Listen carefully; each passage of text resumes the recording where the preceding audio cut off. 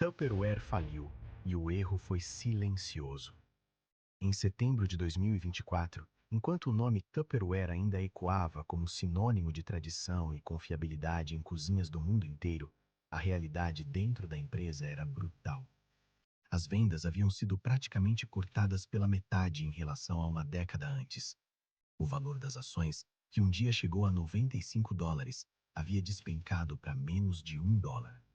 E nos bastidores, em documentos oficiais, a própria empresa admitia algo que raramente se diz em voz alta no mundo corporativo.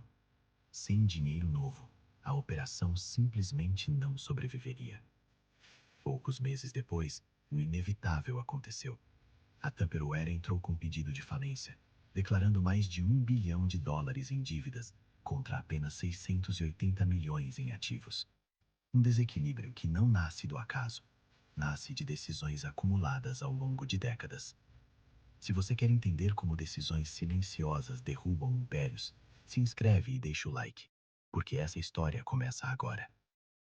O colapso da Tupperware virou manchete fácil. Alguns jornais trataram o caso com ironia, outros com nostalgia, como se estivessem se despedindo de um velho conhecido. Mas por trás dos trocadilhos e da superfície, existe algo muito mais profundo. A queda de uma marca que não foi apenas um produto, mas um fenômeno cultural. Um modelo de negócios inovador, quase revolucionário para o seu tempo. E é exatamente isso que torna essa história tão relevante. Porque a Tupperware não morreu por falta de qualidade. Ela morreu por acreditar demais no que funcionou no passado. Para entender como isso aconteceu, é preciso voltar várias décadas no tempo. A Tupperware carrega no próprio nome a identidade de seu criador, Earl Tupper, um inventor que começou sua trajetória nos anos 1930, trabalhando com plásticos em uma época em que esse material ainda era visto com desconfiança.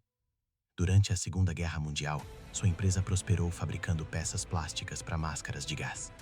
Mas o verdadeiro salto veio após o fim do conflito, quando Earl decidiu direcionar sua tecnologia para o público comum. O que ele criou parecia simples hoje, mas era absolutamente disruptível para a época.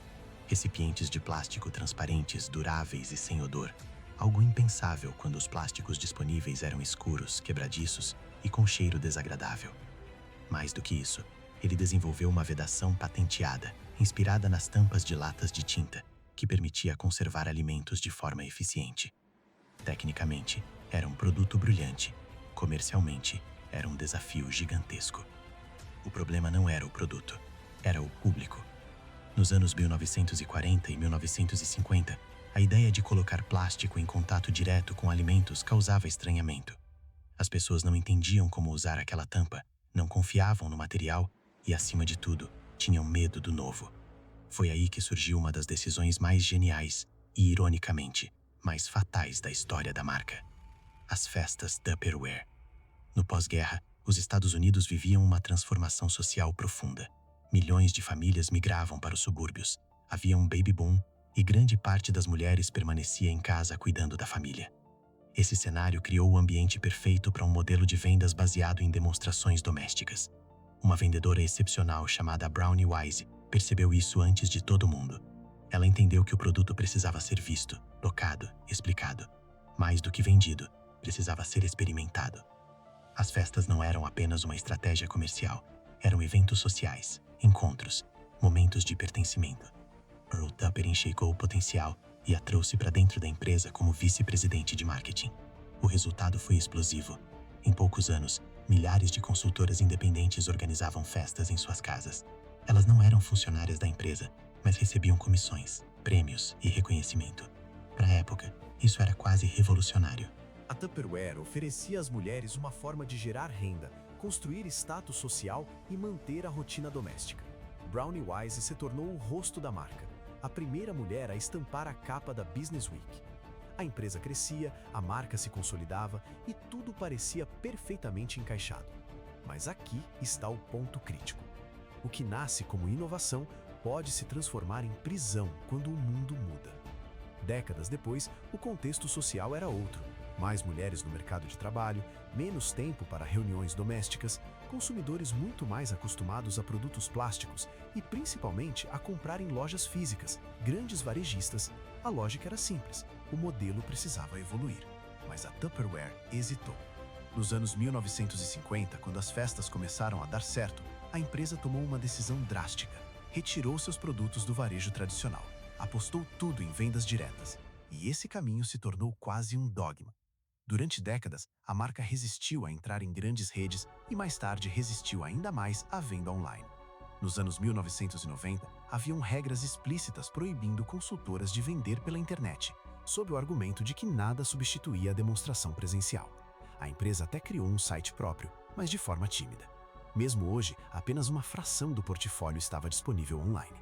A entrada em gigantes como Target só aconteceu em 2022, Macy's em 2024, Amazon tarde demais.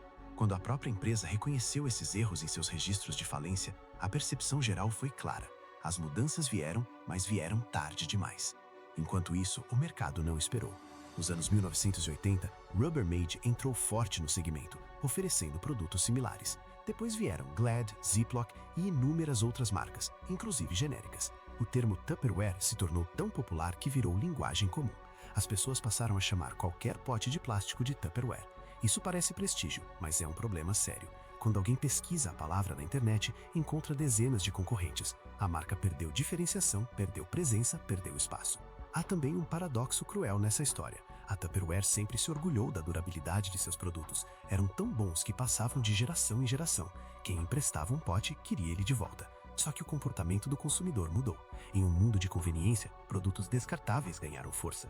No início dos anos 2000, quando esse mercado explodiu, a liderança da Tupperware simplesmente descartou a ideia. O então CEO chegou a comparar o produto a uma caneta cara que você nunca perde. Era uma visão coerente com os valores da marca, mas completamente desalinhada com a realidade do mercado. Olhando para trás, é difícil não enxergar isso como uma oportunidade perdida. E quando parecia que a empresa poderia ao menos focar no seu núcleo, outro caminho foi escolhido: aquisições, fusões, reestruturações. Em 1958, Earl Tupper demitiu Brownie Wise e vendeu a empresa por 16 milhões de dólares. Nos anos seguintes, a marca passou por mãos diferentes, se fundiu com gigantes como a Kraft, se separou, virou empresa independente e começou a adquirir negócios totalmente fora do seu core, principalmente no setor de beleza. O caso mais emblemático foi a compra de marcas da Sara Lee por 560 milhões de dólares, levando à criação da Tupperware Brands Corporation. Tudo isso diluiu foco, energia e identidade.